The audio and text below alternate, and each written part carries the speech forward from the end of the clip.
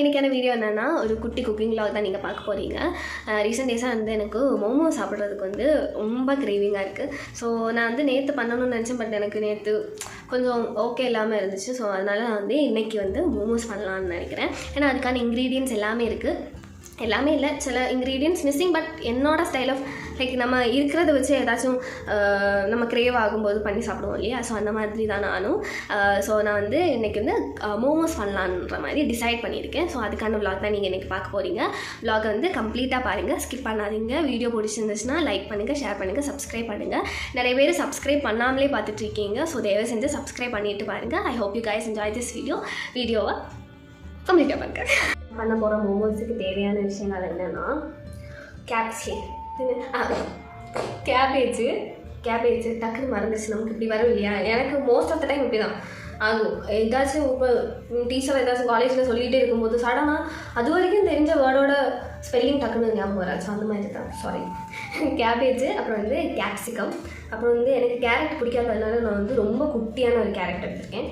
அது பார்க்க குட்டி கேரட்டு. அப்புறம் வந்து சில்லி, அப்புறம் வந்து கார்லிக். வந்து இன்றைக்கி ஜிஞ்சர் போடல, எனக்கு ஜிஞ்சர் அவ்வளோவா பிடிக்காது. ஸோ அதனால் அப்புறம் வந்து கொத்தமல்லி, அப்புறம் வந்து தக்காளி. நான் வந்து ஆல்ரெடி தக்காளி வந்து வேக வச்சுருக்கேன். ஏன்னா அதுக்கு மோமோஸ் மட்டும் இல்லை, மோமோஸோட சட்னி இருக்குது இல்லையா, ஸோ அதுவுமே பண்ணணும். அதனால் நான் வந்து தக்காளி வந்து வேக வச்சுருக்கேன். அப்புறம் வந்து சில்லி சட்னிக்காக இந்த சில்லி வந்து தண்ணியில் ஊற வச்சுருக்கேன். ஸோ அதுவுமே ரெடியாக இருக்குது. மோஸ்ட்லி எல்லாமே ப்ரிப்பேர் பண்ணி வச்சுருக்கேன். அப்புறம் மாவு வந்து அம்மாட்ட சொல்லி, ஏன்னா நான் வேறவினா கரெக்டாக வராது, அது மாதிரி குழஞ்சிடும். இல்லைனா அதுக்கப்புறம் நான் வந்து மைதா மாவு தோசை தான் சொல்லணும், நான் மாவு வேறவினா. ஸோ அதனால் வந்து அம்மாட்ட சொல்லி மாவு சப்பாத்தி மாவு பதத்தில் வேறவணுன்ற மாதிரி வேறவணும். வந்து மைதா மாவு தான் எடுத்திருக்கேன். இந்த மாவு வந்து அம்மா தான் விரவி தர்றாங்க. மைதா மாவில் கொஞ்சம் உப்பு போட்டு அப்புறம் வந்து தண்ணி போட்டு விரவணும். மீன்ஸ் ஃபஸ்ட்டு தண்ணி ஊற்றும்போது இப்படி மாவு மாதிரி இருக்கிற மாதிரி இருக்கும். ஸோ நீங்கள் கொஞ்சம் கொஞ்சமாக தண்ணி தொடச்சி விரவும் போது கரெக்டாக சப்பாத்தி பதத்தோட அந்த இது வந்துடும். எல்லாமே குட்டி குட்டியாக கட் பண்ணணும். எவ்வளோ குட்டியாக கட் பண்ண முடியுமோ அவ்வளோத்துக்கும் குட்டி குட்டியாக கட் பண்ணணும்.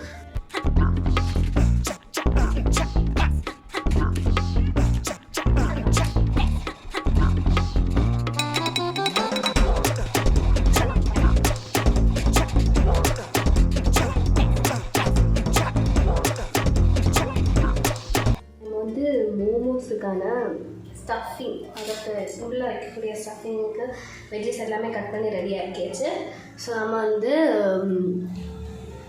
ஸ்டஃபிங் பண்ணுறோம். ஓகே,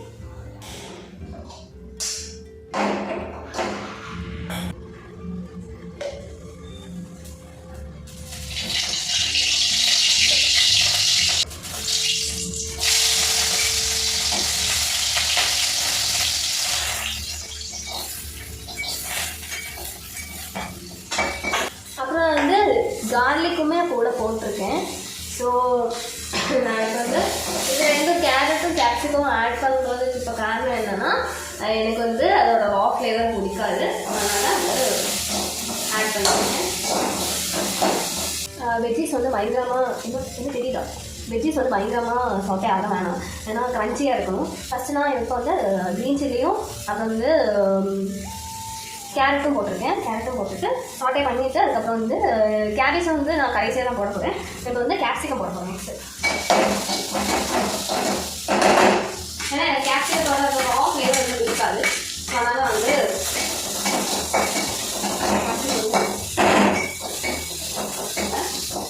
லைட்டாக க்ரன்ச்சி ஆகணும், சாட்டே ஆகணும், அவ்வளோதான். பயங்கரமாக ரெடி ஆகணும் இல்லை. கேபேஜ் வந்து போடணும். அப்புறம் வந்து கொரியாண்டர் லீஃபும் ஆட் பண்ணுவேன். ஏன்னா இதுக்கெல்லாம் ரா ஃப்ளேவர் எனக்கு பெருசாக பிடிக்காது. ஆனால் இதோட ரா ஃப்ளேவர் எனக்கு பிடிக்காதனால ஆட் பண்ணுறேன். லைட்டிங்கில் கொஞ்சம் பிரச்சனையாக இருக்கும், ஏன்னா வந்து பின்னாடி வந்து லைட் அடிச்சுட்டு இருக்கனால கொஞ்சம் பிளர்ராக தெரியும். Sorry for that.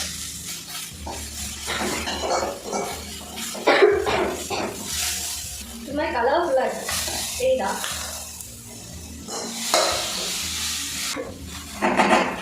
ஸோ நான் வந்து இந்த ஸ்டேஜில் வந்து இதுக்கு தேவையான ஸ்டஃபிங்க்கு தேவையான சால்ட்டும் பெப்பரும் போடுறேன்.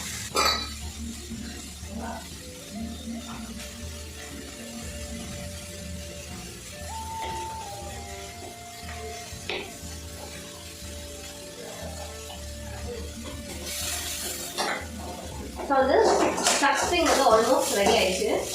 இது வந்து ரொம்ப ரொம்ப வேகவும் இல்லை, வேகாமல் இல்லை, அதாவது கம்ப்ளீட்டாக ஃபுல்லாக குக் ஆகலை, பட் குக் ஆகாமலும் இல்லை, ராவாகவும் இல்லை. ஸோ அது மாதிரி மீடியமாக குக் பண்ணி எடுத்துகிட்டு, ஏன்னா நம்ம வந்து ரொம்ப ஸ்டீம் பண்ணும்போது இன்னும் குக் ஆகும். ஸோ அதனால் நம்ம லைட்டாக குக் பண்ணி எடுத்துக்கலாம். உங்ககிட்ட சோயா சாஸ் இருந்துச்சுன்னா இந்த ஸ்டேஜில் சேர்த்துக்கோங்க. என்கிட்ட வந்து சோயா சாஸ் இல்லாதனால வந்து சேர்த்துக்கல. சோயா சாஸ் சேர்த்தா சூப்பராக இருக்கும். என்கிட்ட வந்து தீந்து போச்சு சோயா சாஸ். வேர்க்குது எனக்கு. தக்காளி வேக வச்சு எடுத்து வச்சுருக்கேன், பட் தொலி இன்னும் எடுக்கல. தொலி மீன்ஸ் ஸ்கின்னு பீல் பண்ணியிருக்கணும். நீங்கள் வேக வச்சாலே இந்த மாதிரி பீல் ஆகி வந்துடும்.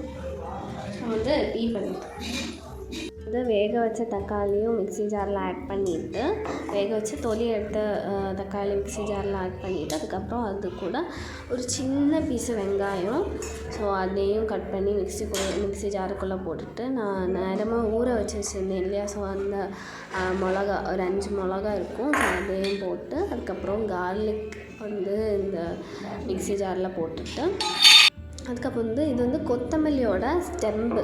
ஸோ அது வந்து ஒரு சூப்பரான ஃப்ளேவர் கொடுக்கும். ஸோ அதனால் நான் வந்து இந்த சட்னிக்கு கொத்தமல்லியோட ஸ்டெம்பு நல்லா வாஷ் பண்ணிவிட்டு அதுவுமே ஆட் பண்ணி நான் வந்து அரைச்சிருக்கேன். உங்களால் எவ்வளோ ஸ்மூத்தாக அரைக்க முடியும் அவ்வளோ ஸ்மூத்தாக அரைச்சி எடுத்துக்கோங்க. நல்லா ஸ்டஃபிங் ப்ரிப்பேர் பண்ணிவிட்டு, அப்புறம் வந்து சட்னிக்கு எல்லாம் அரைச்சி வச்சுருக்கேன்.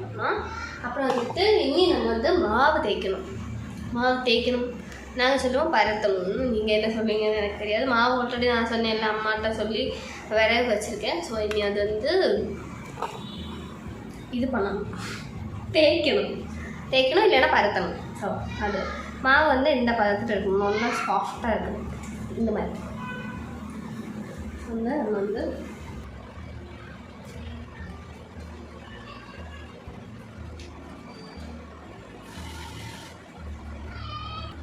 உங்களால் எவ்வளோ தின்னா பற்ற முடியுமோ அவ்வளோ தின்னா பற்றிடுங்க.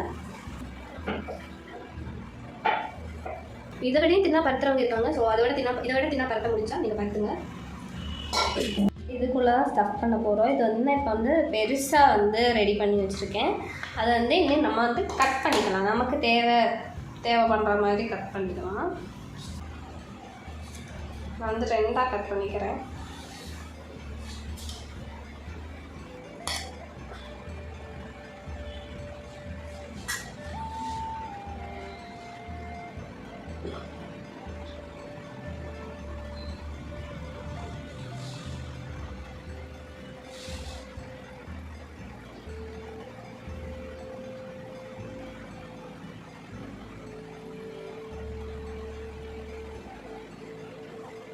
இது என்ன ஷேப்லாம் என்கிட்ட கேட்காதீங்க, நான் இந்த ஒரு ஷேப்.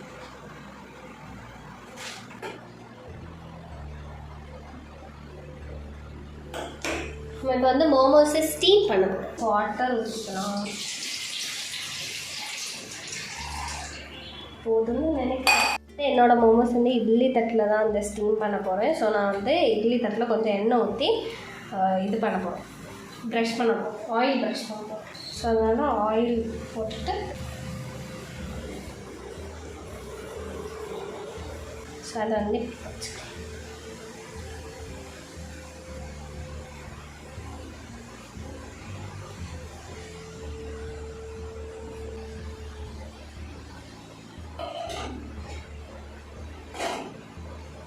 ஸோ நம்ம வந்து நம்ம சைட் ஆஃப் மோமோஸ் வந்து இங்கே ரெடி பண்ண வச்சாச்சு. அடுத்தது வந்து சட்னி பண்ணலாம். சட்னிக்கெல்லாம் அரைச்சி வச்சுருக்கேன். ஸோ அது ஜஸ்ட்டு எண்ணெய் ஊற்றி சூடு பண்ணிவிட்டு சால்ட்டும் அப்புறம் வந்து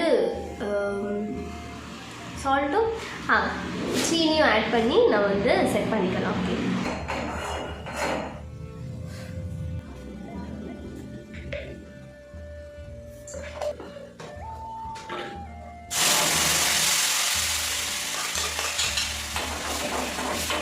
நிறைய பேர் சட்னிலையுமே சோயா சாஸ் ஆட் பண்ணுவாங்க.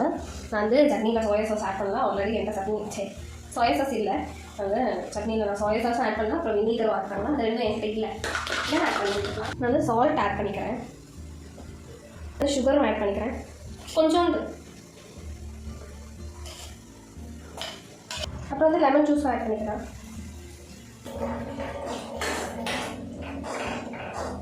ஸோ சட்னி ரெடி ஆயிடுச்சு.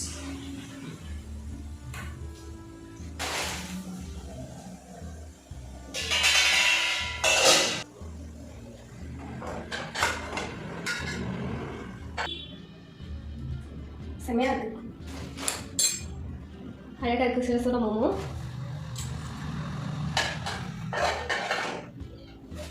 And the momos is ready. பின்னாடி பேக்ரவுண்டில் சத்தம் கேட்கும். I hope you guys understand. So வந்து சுட சுட இருக்குது. ஸோ வந்து ஃபஸ்ட்டு நான் பண்ண மோமோஸு ட்ரை பண்ண போகிறேன். அது ஏதாவது சத்தம் கேட்டால் கொஞ்சம் அட்ஜஸ்ட் பண்ணிக்கோங்க. ஏன்னா பக்கத்து வீட்டில் அவங்க வந்து பேசிகிட்டு இருக்காங்க. ஸோ அவங்க வந்து அவங்களோட கிச்சன் வந்து என்னோடய வீட்டு பேக் சைடு இல்லைன்னா அந்த ஹால் அந்த பக்கம் இருக்குது. ஸோ அவங்கக்கிட்ட போய் பேசாதீங்கன்னு சொல்ல முடியாது. அதனால் அட்ஜஸ்ட் பண்ணிக்கோங்க. நான் வந்து விறுவிறுக்க உட்காந்துருக்கேன். ஃபைனலி எக்ஸைட்டடாக இருக்குது. வந்து என்னோடய மோமோஸ் வந்து மோமோஸோட ஷேப்பில் இல்லைனாலும் ஏதோ ஒரு ஷேப்பில் இருக்குது. பட் அந்த ஷேப் வந்து ரொம்ப க்யூட்டாக இருக்குது. குட்டியாக பரவாயில்ல. நம்ம சோஸில் டிப் பண்ணி தானே சாப்பிடணும். அதாவே விழுந்துருச்சு.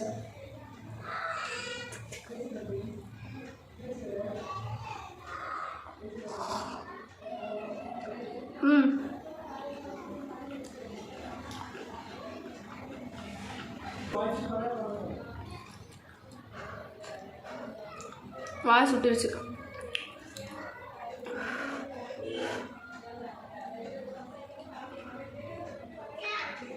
சட்னி சூப்பராக இருக்கும்.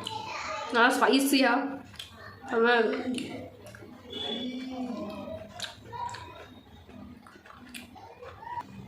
கிரேவிங்க்கு ஒர்த்து.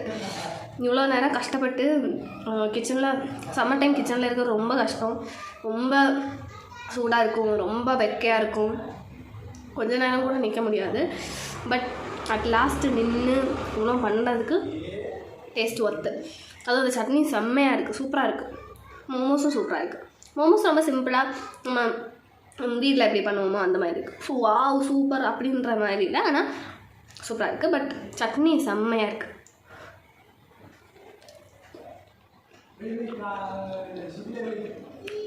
நீங்களும் ட்ரை பண்ணி பார்த்துட்டு எப்படி இருக்குன்னு கமெண்ட் பண்ணுங்கள்.